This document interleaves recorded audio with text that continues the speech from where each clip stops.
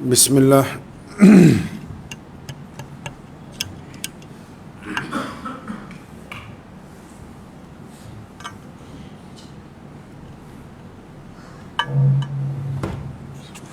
اگر وصل کرے گا تو دھیان رکھیے۔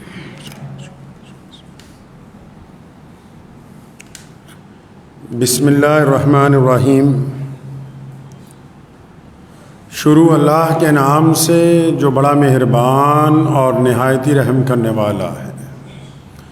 تمام حضرات درود شریف پڑھیں۔ اللہم صلی علی محمد وعلی آل محمد کما صلیت علی ابراہیم وعلی آل ابراہیم انکا حمید مجید۔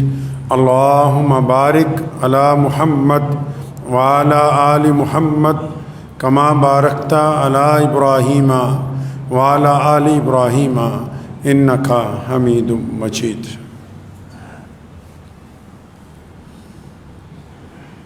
اللہ کے پیارے نبی حضرت محمد رسول اللہ صلی اللہ تعالیٰ علیہ وسلم کی ذات گرامی نے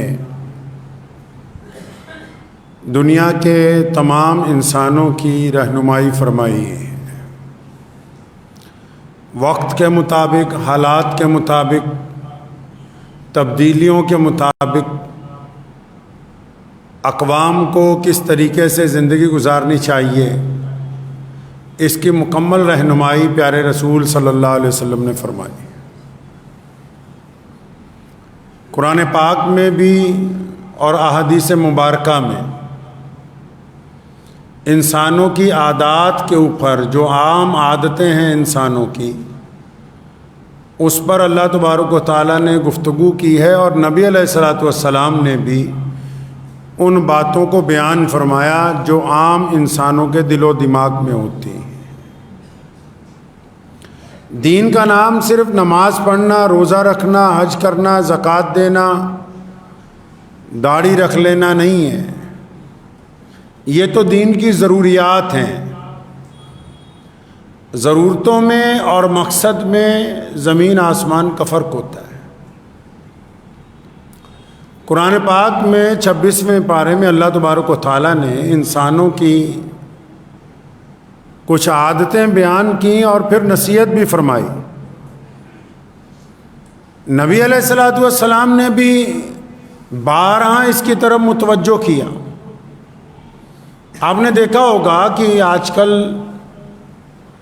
یا عام لوگ جو ہیں، اکثر لوگوں کے ساتھ ایسا ہوتا ہے کہ جب آپ رات کو سوتے ہیں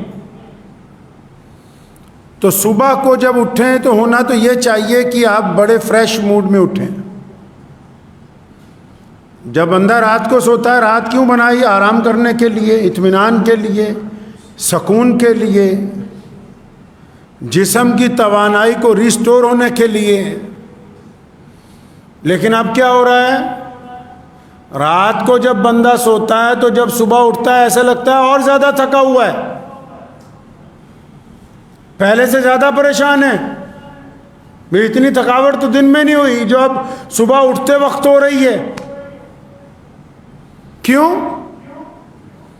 اب کیونکہ اعضاء جو ہیں، ہاتھ پیر جسم جو ہے وہ تو رات کو سو گیا، لیکن انسان کا جو دماغ ہے وہ ساری رات چلتا رہا۔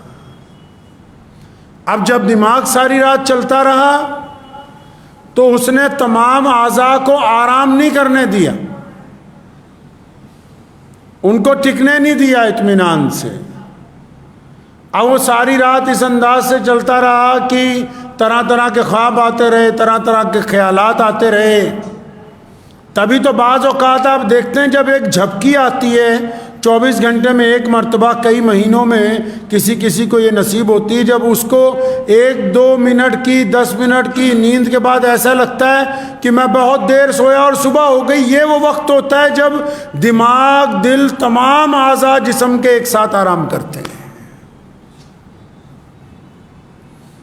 اور جو اللہ والے ہوتے ہیں، اللہ کے ولی ہوتے ہیں، اللہ کے محبوب بندے ہوتے ہیں، اللہ کے خوددار بندے ہوتے ہیں، اللہ کے ایماندار بندے ہوتے ہیں، وہ تو ایسی نیند روزانہ لیتے ہیں جن کو اللہ سے پیار ہے، رسول اللہ صلی اللہ علیہ وسلم کی اطاعت کرتے ہیں جو لوگ، وہ ایسی نیند روزانہ لیتے ہیں. وہ انتظار نہیں کرتے کہ 6 مہینے بعد وہ جھپکی آئے گی آرام کی، نہیں، وہ روزانہ ایسی نیند کا لطف اٹھاتے ہیں. کیوں؟ ان کو ٹینشن نہیں ہے. اور یہ جن کو نیند نہیں آتی، ان کو سکون والی زندگی کیوں نہیں؟ کیونکہ ان کی امیدیں بڑی لمبی ہیں، خواہشات بہت ہیں، بدگمانیاں بہت ہیں، دوسروں کے لیے دل میں حسد بہت ہے، برائیاں بہت ہیں. اللہ تعالیٰ نے قرآن پاک میں فرمایا نا کہ بدگمانی سے بچو. فرمایا کیوں؟ تاکہ بہت ساری بدگمانیاں گناہ ہوتی ہیں، تم غلط اندازے لگاتے ہو، اپنے پاس سے سوال بناتے ہو، اپنے پاس سے ان کے جواب تیار کرتے ہو، اپنے پاس سے اپنے بھائی کے لیے برائیاں تیار کرتے ہو، اپنے پاس سے سب کچھ کرتے ہو. پھر یہ ایسا ہے جیسے تم جہنم کے راستے پر چل پڑے ہو. خود پیارے نبی حضرت محمد رسول اللہ کہیے صلی اللہ زور سے صلی اللہ علیہ وسلم. خود نبی علیہ السلام نے فرمایا بدگمانی کفر ہے. بدگمانی کفر ہے. مطلب کفر مطلب جھوٹ ہے. تم کیوں اپنے آپ کو بدگمان کر رہے ہو بھائی؟ جو لوگ اللہ والوں کو جانتے ہیں، جنہوں نے اولیاء اللہ سے محبت کی ہے، انہوں نے شاید حضرت بشر حافی رحمۃ اللہ علیہ کا نام سنا ہوگا. بغداد کے ایک بہت بڑے ولی گزرے حضرت بشر حافی رحمۃ اللہ علیہ. پرانے دور میں آپ بشر حافی کی عظمت کو اس حساب سے سمجھ لیجئے، پرانے دور میں کاریں، موٹر سائیکل، اسکوٹر نہیں ہوتے تھے. ان سڑکوں پر اونٹ، بیل، گھوڑے، گاڑیاں چلتی تھیں. اور لکھا ہے کہ بشر حافی جس جگہ رہتے تھے، جن گلیوں سے، بازاروں سے روزانہ گزر کے مسجد جاتے تھے، ان کی زندگی میں کبھی کسی گھوڑے گاڑی نے، کبھی کسی جانور نے سڑک پر لید نہیں کی. کیونکہ بشر حافی ننگے پاؤں مسجد جاتا ہے، اس لیے اس کے احترام میں ساری زندگی سواری گاڑیوں میں سے کسی جانور نے بھی بغداد کی گلیوں کے اوپر لید نہیں کی. اتنے بڑے اللہ کے ولی تھے. سارا بغداد کہتا تھا جی آپ اللہ کے ولی. لیکن ایک کاروباری تھا، بیوپاری تھا. بندے کو جب کچھ مل جاتا ہے نا جی، کسی کو تھوڑا سا علم مل جائے وہ کہتا باقی جاہل ہیں. کسی کے پاس زیادہ دولت آ جاتی کہتا باقی تو غریب ہیں. کوئی کسی عہدے پہ بیٹھ جائے وہ کہتا نہیں باقیوں کے اوپر تو میں حاکم لگ گیا ہوں. کسی کو تھوڑا سا حسن زیادہ مل جائے، نہیں باقی تو بدصورت ہیں، ساری تو دنیا مجھے ہی دیکھ رہی. اللہ جب کسی کو کچھ دیتا ہے تو کئیوں کا دماغ میں فتور آ جاتا ہے، گمان غلط ہو جاتا ہے. تو ایک کاروباری تھا، تو وہ کہتا جی میں تو بشر حافی کو اللہ کا ولی نہیں مانتا. بھائی کیوں نہیں مانتے؟ کہ جمعے والے دن نماز کے بعد سنت مسجد میں نہیں پڑھتے، سنت نہیں پڑھتے مسجد میں. تو چلو کوئی بات نہیں جی، نہ مانو. تو بیپاری خود کہتا میں تو اتنا حسد میں آیا، اتنا ناراضگی میں آیا، تو میں نے سوچا یہ بشر حافی کرتا کیا ہے جمعے کے بعد، یہ لوگوں کو بتاؤں گا.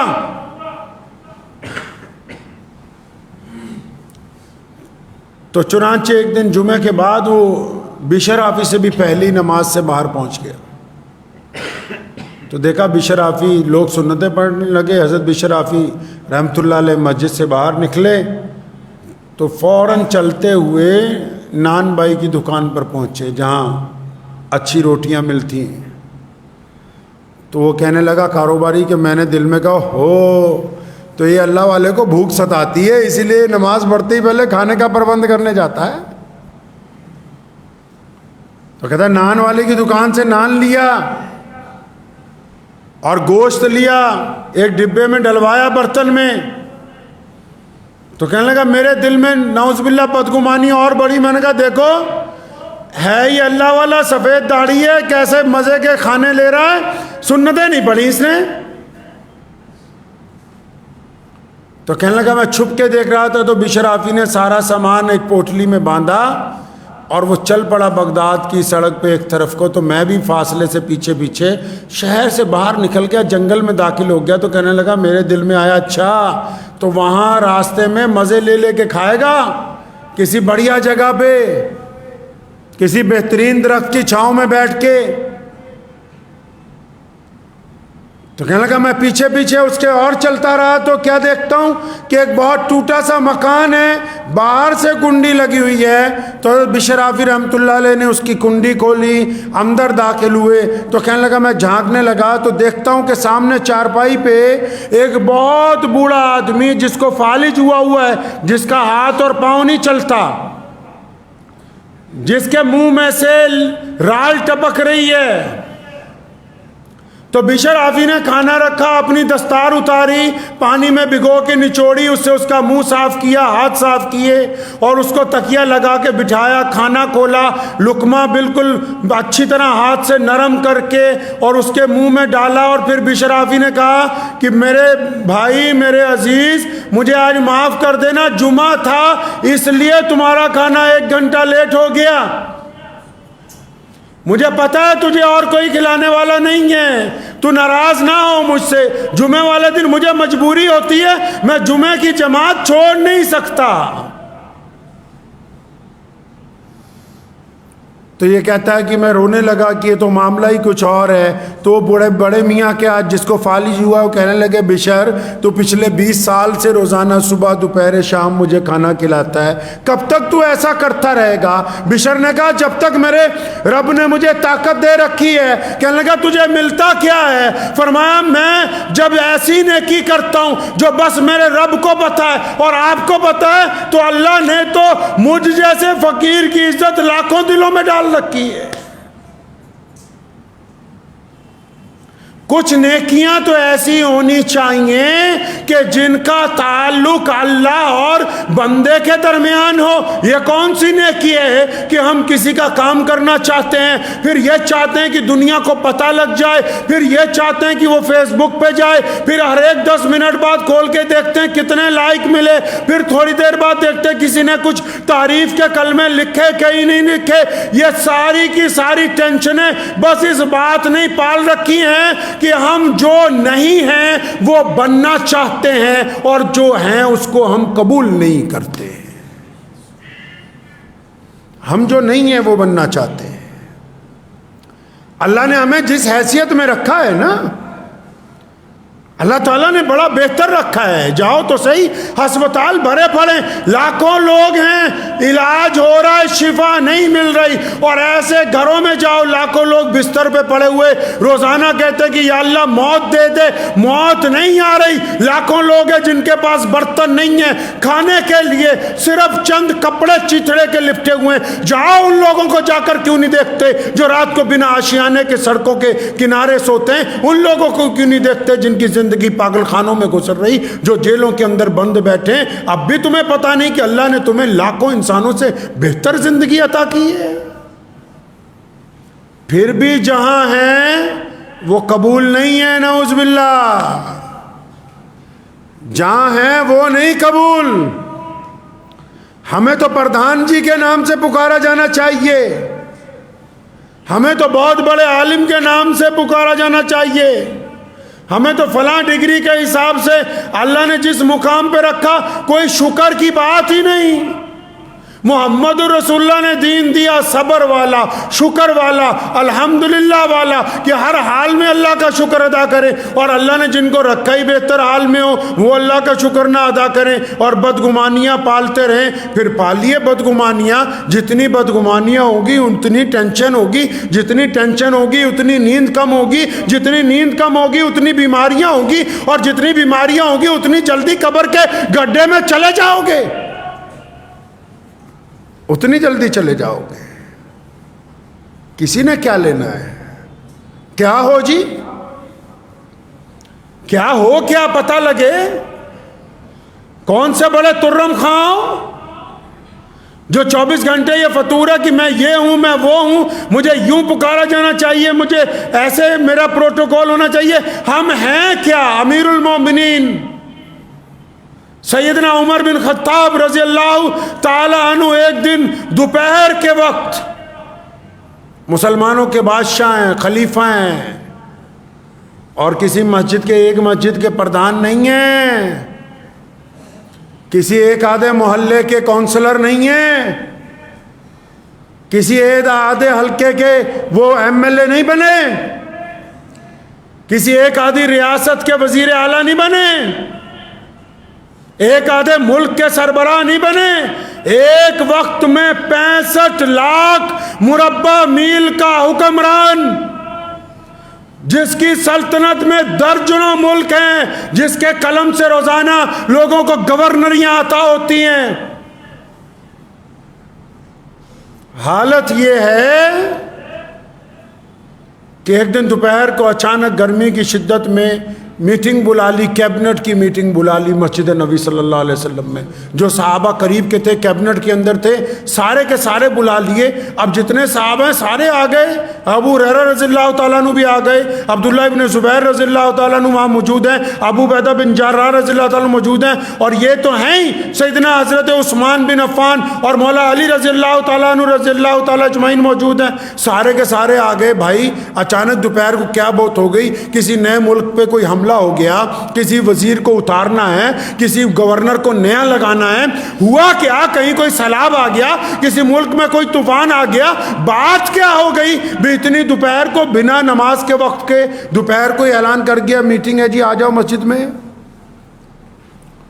اب جب سب اکٹھے ہو گئے تو مسلمانوں کے امیر المومنین کھڑے ہوئے، کیا فرمایا؟ فرمانے لگے کہ رسول اللہ صلی اللہ علیہ وسلم کے صحابہ، اے مجھے مشورہ دینے والے لوگوں، میرے بھائیوں، میں تمہیں اس لیے آج دوپہر کو بلایا ہے کہ جب میں چھوٹا تھا 10-12 سال کا، ہمارے گھر میں اتنا اناج نہیں ہوتا تھا، تو میری ماں مجھے میری موسی کے گھر بھیجتی تھی۔ قحط کے دنوں میں، جن دنوں میں فصل نہیں ہوتی تھی، تو ان کا گاؤں مکے سے دور تھا، تو مجھے وہاں چھوڑ آتے تھے۔ تو میرا جو ماسڑ تھا نا، وہ مجھے دیکھ کے کہتا تھا اچھا آ گئے ہیں بھوکے، لگتا کھانا ختم ہو گیا ان کے گھر میں۔ فرمایا وہ مجھے میری موسی کو کہتا تھا ٹھیک ہے اس کو اونٹ چرانے لگاؤ، اور شام کو جب میں اونٹ چرا کے آتا تھا، چرانے جاتا تھا چراگاہ میں، تو مجھے ایک مٹھی کھجوریں یا کبھی ایک مٹھی بادام یا کوئی ایک چیز روزانہ ملتی تھی کھانے کے لیے۔ اب یہ بات جب صحابہ کو بتائی نا، تو جو برابر کے لوگ تھے، جن کا وقتی ساتھ میں گزرا، بچپن بھی، جوانی بھی، بڑھاپا بھی، وہ کئیوں نے ہنس کے کہا عمر یہ بات بتانے کے لیے آپ نے اتنی دوپہر کو مجھے بلایا، یہ قصہ سنانے کے لیے ہمیں بلایا؟ ہمیں پتہ نہیں ہے، ہم جانتے نہیں کیا تمہارے خالق کو، یا ہم تمہیں نہیں جانتے، ہمیں سب پتہ ہے، یہ کیا باتیں تم بتا رہے ہو دوپہر کو؟ اور فرمایا نہیں نہیں، میں تو تمہیں یہ یاد دلا رہا تھا کہ میرے ابو نے ایک دن مجھے کہا کہ اے خطاب کے بیٹے ان اونٹوں کو لائن میں لگاؤ، منڈی کا وقت ہے، لوگ آئیں گے۔ تو میں نے ایک اونٹ کھڑا کیا، دوسرا کھڑا کیا، جب تیسرا کھڑا کیا تو پہلا ہل گیا، پہلے کو لائن میں لگایا، چوتھے کو کھڑا کیا تو دوسرا نکل گیا، دوسرے کو لائن میں نکالا، اس کو پکڑ کے لایا، پانچواں نکل گیا۔ میرا باپ مجھے بہت دیر دیکھتا رہا، آگے اس نے ایک چپت لگا، کہنے لگا تجھ سے 5 اونٹ لائن میں نہیں کھڑے ہوتے۔ صحابہ نے کہا اے امیر المومنین یہ آپ کیسی باتیں دوپہر کے وقت کر رہے ہیں؟ فرمایا یہ باتیں مجھے اس لیے یاد ہو گئی، میں نے تم سب کو اس لیے بلایا، میں آج دوپہر کو گھر جا رہا تھا کھانا کھانے کے لیے نماز کے بعد، تو راستے میں ایک چوراہے پر کچھ لوگ ملے، ان میں غیر ملکی بھی تھے، کچھ ایران سے آئے ہوئے لوگ تھے، کچھ عمان سے آئے ہوئے لوگ تھے۔ تو ان لوگوں نے مجھے دیکھ کے کہا یہ امیر المومنین ہے نا، یہ عمر فاروق ہے نا، اس کا جاہ و جلال اتنا ہے، اس کی طاقت اتنی ہے، اس کی شکل ایسی ہے، اس کا کردار ایسا ہے، ارے صرف اس کے نام میں اتنی طاقت ہے کہ اگر کسی کسی نئے ملک میں کسی قلعے کو فتح کرنا ہو، اتنا چٹھی پر لکھ کر بھیج دو کہ عمر فاروق چاہتا ہے کہ یہ قلعہ دشمن خالی کرتے ہیں، تو اس کی تو فوج کو بھی جانے کی ضرورت نہیں پڑتی، وہ قلعہ خالی ہو جاتا ہے۔ اتنی ہیبت ہے ان کے نام کی کہ ان کے نام کی وجہ سے چوریاں نہیں ہوتی، ان کے نام کی وجہ سے ایک عورت اگر پیدل چلتی ہے تو اس کا زیور کوئی نہیں چھین سکتا۔ فرمایا جب میں نے یہ بات سنی نا تو میرے دل میں آیا عمر او یار تو بہت بڑا بندہ بن گیا، تم سب کو اس لیے بلایا اس دوپہر میں کہ میں اپنی اوقات یاد کر سکوں کہ ہم اصل میں تھے کیا، اور یہ جو عزتیں اللہ نے ہم کو عطا کری ہیں، یہ جو تم کہتے ہو کہ ہم خان صاحب ہیں، ہم قریشی صاحب ہیں، ہم سلمانی صاحب ہیں، ہم فلاں صاحب ہیں، ہم گاڑے صاحب ہیں، ہم میر صاحب ہیں، ہم ڈار صاحب ہیں، تمہیں پتہ لگ جائے کہ ہماری اوقات کچھ نہیں تھی، یہ جتنی عزتیں دی ہیں یہ محمد الرسول اللہ نے عطا فرمائی۔ لوگ ہمیں پوچھتے نہیں تھے، گندی نالی کے کیڑے سے زیادہ غریب کی اہمیت نہیں تھی دنیا میں۔ آج وہ لوگ اترائیں جن کو رسول اللہ نے عزت دی ہو، وہ لوگ بدگمانیاں کریں جن کے پاس عزت ہی اسلام کی ہو، وہ چھوا چھوت کی بات کریں جن کو اسلام نے ایک سب میں بٹھایا ہو، وہ برادری واد پر شادیوں کی بات کریں جن کو کل تک اسلام کے علاوہ دنیا کا کوئی مذہب اپنی اونٹ میں لینے والا نہیں تھا، اپنی بغل میں لینے والا نہیں تھا، وہ ایسی باتیں کریں تو ان کے لیے یہ جائز نہیں ہے۔ عمر رضی اللہ تعالیٰ عنہ کی جب یہ بات سنی تمام صحابہ کی آنکھوں میں آنسو آ گئے۔ فرمایا عمر تو بات تو ٹھیک ہے، ہم جتنے بھی لوگ ہیں ہمارا جو معیار ہے، ہماری دنیا کے سامنے جو عزتیں ہیں، اللہ کے قریب جو ہماری بات ہے، جو کچھ ہمارے پاس سرمایہ ہے، ہمارے پاس جو زندگیاں ہمارے پاس جو ہے، یہ سب تو سب محمد الرسول اللہ صلی اللہ علیہ وسلم کی بدولت ہے۔ تو ہم کیوں پریشان ہیں جی؟ ہم نے دین کو رکھ دیا سائیڈ والی جیب میں ایک ٹوپی کی طرح کہ بس جب ضرورت ہو تو نکال کے اوڑھ لو، اور جب اس کی ضرورت ختم ہو جائے تو واپس اس کو پاکٹ کے اندر ڈال لو۔ ہم اتنے بدگمان ہو گئے۔ رسول اللہ صلی اللہ علیہ وسلم نے فرمایا بدگمانی کفر ہے، اس چکر میں نہ پڑو، اور رسول اللہ نے عزتیں بانٹی، ہم عزت بانٹنے کے لیے تیار نہیں ہیں۔ آپ اپنی ذاتی زندگی دیکھیں، سب لوگ، کیا ہم نے کسی کو عزت بانٹی ہے؟ کیا ایک باپ اپنے بیٹوں کو عزت دے رہا ہے؟ کیا ایک بیٹا اپنے باپ کو عزت دے رہا ہے؟ کیا ایک بھائی اپنے بھائی کی تعریف کرتا ہے؟ کیا ایک مالک اپنے مزدور کی صفت کرتا ہے؟ کیا ایک خریدار اپنے بیپاری کی تعریف کرتا ہے؟ ارے نبی علیہ السلام کو دیکھو کیا بات ہے، فرمایا جو مزدور ہے نا وہ اللہ کا دوست ہے، اور فرمایا جو اچھا بادشاہ ہے نا اللہ اس سے بڑا راضی ہے، فرمایا جو رزق حلال کماتا ہے نا اس کا حشر نبیوں کے ساتھ ہوگا، فرمایا جو بیٹیوں کا باپ ہے وہ جنت میں میرے ساتھ ہوگا، فرمایا جو بیٹی ہے نا یہ اللہ کی رحمت ہے، فرمایا جو بیٹا ہے نا یہ اپنے باپ کے نقش قدم پر چل کے اس کا نام بلند کرنے والا ہے، فرمایا جو پڑوسی ہے نا یہ سکے بھائی کی طرح ہے، فرمایا جو بیمار کی تیمار دردی کرنے جائے اللہ اس سے راضی ہو جائے۔ بتا تو لگے کیا ہم بھی کسی کی تعریف کرتے ہیں؟ کیا ہم نے بھی کبھی کہا کسی کو بیٹھ کے کہ ہم اپنی ماں سے بڑے راضی ہیں، ہم اپنے باپ سے بڑے راضی ہیں؟ کیا ہم نے سوائے شکووں کے، سوائے تنقید کے ایک مکھی کا کردار ادا کر رہے ہیں؟ 90% لوگ پورے جسم کو چھوڑ کے جہاں زخم ہے بس اسی پر بیٹھ رہے ہیں۔ علماء کی برائی، اپنے لیڈران کی برائی، اپنے افسران کی برائی، اپنے بھائیوں کی برائی، اپنے پڑوسیوں کی برائی، اپنی بیوی کی برائی، اپنے بچوں کی برائی، کوئی تو ہو جس کے ساتھ تم وفادار ہو، جس کو کہو کہ میں تیرا ہوں تو میرا، ایسا کوئی بھی نہیں۔ جھانکے تو صحیح میاں صاحب کبھی اس گریبان میں، ہم کھڑے کہاں ہیں؟ اللہ تبارک و تعالیٰ نے جج نہیں لگا دیا۔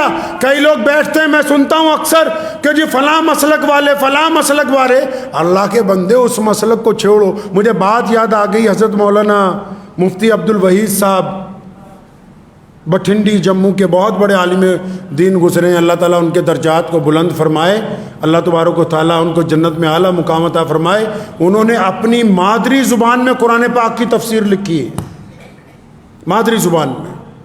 تو فرماتے ہیں کہ ایک دن ایک صاحب میرے پاس آ گئے، کہنے لگے حضرت مفتی صاحب میں آپ سے یہ پوچھنے آیا تھا کہ اگر کسی کو مسلمان بنانا ہو تو مجھے کیا کرنا پڑے گا؟ کسی کو مسلمان کرنا ہو تو کیا کرنا پڑے گا؟ تو مفتی فیض الوحیدی صاحب رحمۃ اللہ علیہ نے فرمانے لگے کہ بھائی اگر کسی کو مسلمان کرنا ہو تو اس کے لیے پہلے خود مسلمان ہونا پڑے گا، پہلے خود مسلمان ہونا پڑے گا۔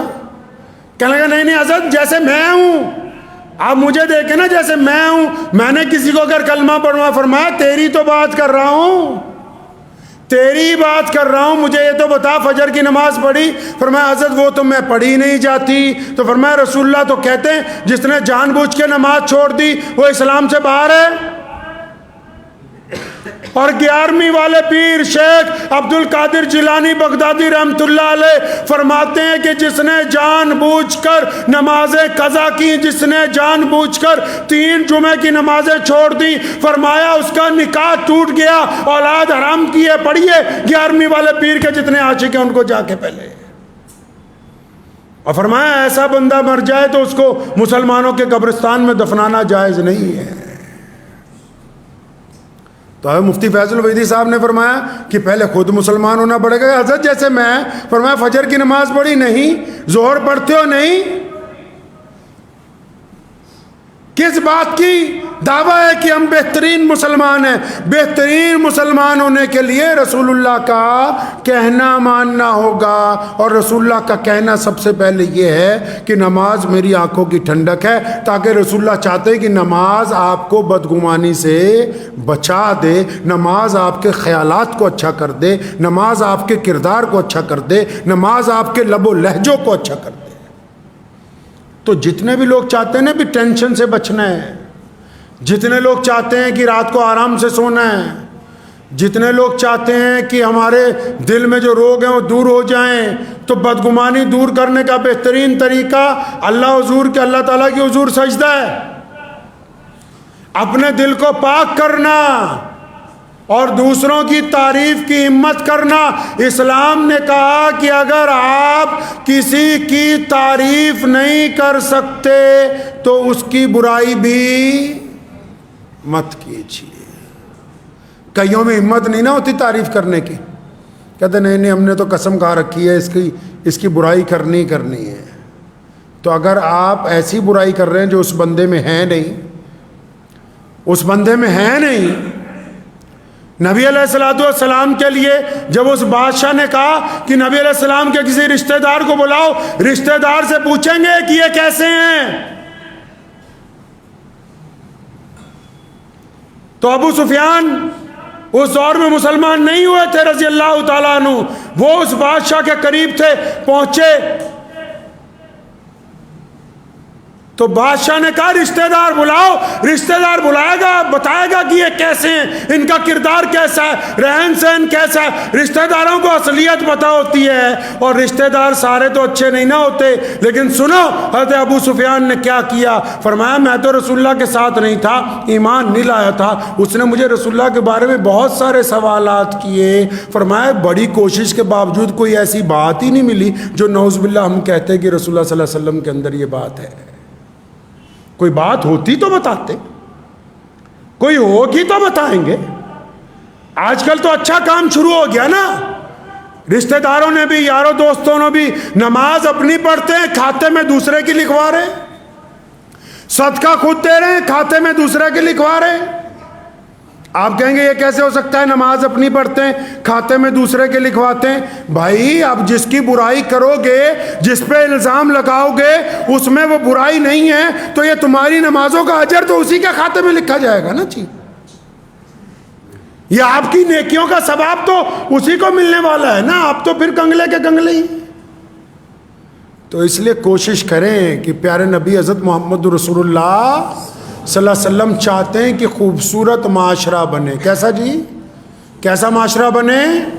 خوبصورت. اگر میں اس بات کو آگے لے چلوں تو بہت لمبی گفتگو چاہیے، اور یہ گفتگو جا کے سیدھی پارلیمنٹ پر ختم ہوگی کہ کس طرح آپ اس عادت کو اپنا کے عزت دارانہ طریقے سے اقتدار میں حصے دار بن سکتے ہیں. آپ اس بیماری کو چھوٹی بیماری نہ سمجھیے. یہ جو غیبت کی بیماری ہے اور بدگمانی کی بیماری ہے اور حسد کی بیماری ہے، اس نے صرف آپ کی صحت کو نہیں نقصان پہنچایا، آپ کی اجتماعیت کو بھی نقصان پہنچایا ہے، آپ کی سیاسی طاقت کو بھی نقصان پہنچایا ہے، آپ کی جماعت کی نماز کو بھی نقصان پہنچایا ہے، آپ کے شادی بیاہوں کو بھی نقصان پہنچایا ہے، آپ کے محلے کو بھی نقصان پہنچایا ہے، آپ کے کاروبار کو بھی نقصان پہنچایا ہے. آپ کیا سمجھ رہے ہیں کہ صرف اتنا ہی ہوا ہے کہ ہم دوسرے سے بدگمان ہیں؟ نہیں، بدگمان ہونے سے رابطے ٹوٹ گئے ہیں. بدگمان ہونے سے رابطے ٹوٹ گئے ہیں. بدگمان ہونے سے طاقت بکھر گئی ہے. بدگمان ہونے سے رشتے میں کھٹاس آ گئی ہے. بدگمان ہونے سے ہوا اکھڑ گئی ہے. اب ہمیں کوئی پوچھتا نہیں ہے. آپ کیا سمجھتے کہ بہت چھوٹی بیماری ہے؟ نہیں نہیں نہیں. کہتے ہیں نا، گفتگو کو ختم کرتا ہوں، وقت ہو گیا. کہتے ہیں کہ تمام بیماریوں کی جڑ کیا ہے جی؟ قبض ہے پیٹ میں. اگر یہ ٹھیک نہ ہونا تو پہلے پھیپھڑوں کو خراب کرتی ہے، پھر گردے کو خراب کرتی ہے، پھر دل کی بیماری لگاتی ہے، پھر کینسر کی بیماری لگاتی ہے، پھر گٹھیے کی بیماری لگاتی ہے. اور وہ بندہ کیا سمجھتا ہے کہ نہیں صرف قبض ہی. ارے نہیں، یہ جو بیماری کی ابتدا ہے یہ تمام بیماریوں کی جڑ ہے. اسی طرح جو بدگمانی ہے، اسی طرح جو حسد ہے، اسی طرح دوسروں کے دلوں میں جو آپ اپنے دل میں نفرت رکھتے ہیں. آپ یہ نہ سمجھیں کہ ایک چھوٹی سی بیماری ہے. اس نے آپ کے کاروبار کو محدود کیا ہے، اس نے آپ کے رشتوں کو محدود کیا ہے، اس نے آپ کی سیاسی طاقت کو محدود کیا ہے، اس نے آپ کی انفرادی طاقت کو بخیر دیا ہے. اس لیے ہمیشہ یاد رکھیں، جتنی زیادہ بدگمانی کو دل میں سے ختم کریں گے، اللہ اتنی عزت عطا فرمائیں گے، اللہ اتنی طاقت عطا فرمائیں گے، اتنے وسائل عطا فرمائیں گے، اور دل کو سکون پہنچ جائے گا. اس کے بعد جب آپ سجدہ کریں گے تو آپ کا سجدہ اللہ تعالیٰ کے ہاں قبول ہو جائے گا انشاءاللہ. دعا کیجیے اللہ اس پہ اور مجھے، آپ کو اور مجھے سب کو اس پہ عمل کی توفیق عطا فرمائے. وآخر دعوانا ان الحمدللہ رب العالمین.